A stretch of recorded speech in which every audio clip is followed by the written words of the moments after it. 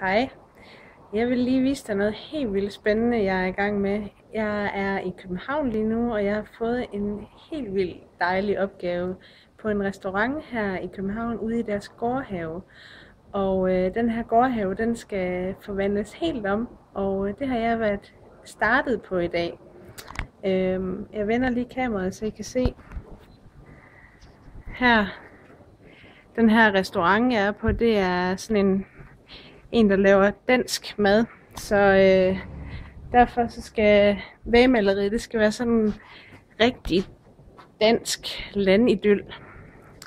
Og det skal starte fra det der hjørne og gå derover og fortsætte hele vejen herover. Så det er projektet i morgen at få gjort det stykke færdigt.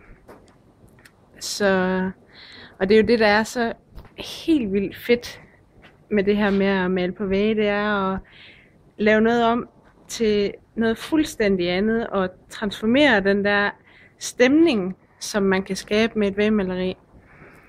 Så det er bare helt vildt fedt, og det kribler i mine fingre for at lave det her. Og jeg synes, det er så dejligt at være med til at skabe noget glæde og noget positiv energi.